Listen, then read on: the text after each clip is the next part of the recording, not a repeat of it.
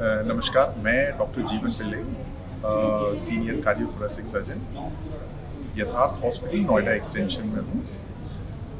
हमारे एक पेशेंट आए थे, दीपक, 63 ईयर ओल्ड है। उनका बेसिक कंप्लेंट ये था कि उनको पिछले 15-20 दिनों से पीठ में दर्द हो रहा था और लैट्रिन के रास्ते खून हो रहा था, जिसकी वजह से उनका हीमोग्लोबिन स्टेबल नहीं हो पा रहा था और बार बार उनको ब्लड की रिक्वायरमेंट हो रही थी। तो जब तक वो हमारे पास आए थे तो करीब 25 यूनिट ब्लड उनको चढ़ चुके थे और जब यहाँ पे आए तो उनकी एंट्रोस्कोपी हुई जिससे उनके अल्सर्स के बारे में पता चला और ये पता चला कि कहीं से खून का रिसाव आंतों में हो रहा है। तो और डिटेल में जांच करवाने पे ये पता चला कि जो मेन धमनी होती है,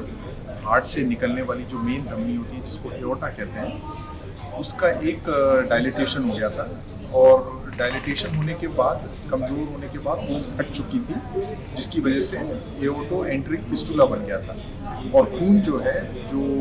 एओर्टा से आंतों में लीक हो रहा था, जिसकी वजह से इनका हीमोग्लोबिन स्टेबल नहीं हो पा रहा था। तो 4-5 यूनिट और चढ़ा करके ब्लड चढ़ा करके इनका ये प्रोसीजर जो माने लेटेस्ट इनका ट्रीटमेंट है, इसको ईवार कहते हैं, एंडोस्कोपिक एन्यूरिज्म रिपेयर, जिसमें कि ऑपरेशन की ज़रूरत नहीं होती है और अंदर से ही एक स्टेंट हम डाल देते हैं ताकि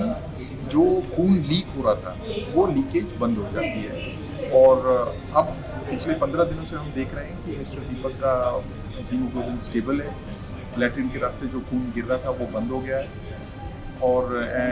धीरे धीरे करके वो रिकवर कर रहे हैं। ये बहुत ही गंभीर सिचुएशन थी क्योंकि इनमें मरीज की बच पाने की, माने जिंदा बच पाने की प्रोबेबिलिटी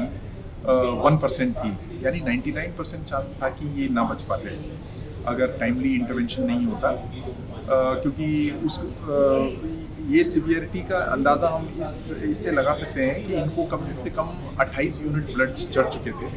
प्रोसीजर के पहले और उसके बावजूद इनका हीमोग्लोबिन स्टेबल नहीं हो पा रहा था। तो माने इसी से हम समझ सकते हैं कि इनकी बचने की प्रोबेबिलिटी बहुत कम थी and it is a very rare condition. माने 1% ऑफ कार्डियक पेशेंट्स में हम ये देखते हैं 4% चांस है कि वो ब्लीड कर रहा हो। इसमें जो एथेरोस्क्लेरोसिस करके जो कंडीशन होती है, जिसमें कि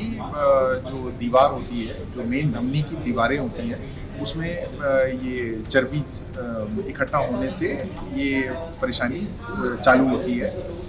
और जब फैट डिपोजिशन होता है एओर्टा में तो धीरे धीरे करके इनकी जो वॉल होती है वो कमज़ोर हो जाती है और कमज़ोर होने के बाद साथ साथ जब ब्लड प्रेशर भी हाई होता है तो अंदर से जब ब्लड प्रेशर की वजह से ये कमज़ोर दीवार फैलने लगती है और जब फैलते फैलते एक पर्टिकुलर डायमेंशन के बाद इसकी फटने की प्रोबेबिलिटी काफ़ी ज़्यादा हो जाती है। तो मान के चलिए कि ये सब होने के बाद जब फट चुका हो तो ये उस कंडीशन में आए थे patient. Fast food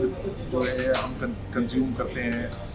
physical activity जो कम है, स्मोकिंग, पोल्यूशन और हाई ब्लड प्रेशर, ये सभी कारण जो, और स्मोकिंग भी बहुत इम्पोर्टेंट कारण है इन सब का एग्रेवेट करने वाला।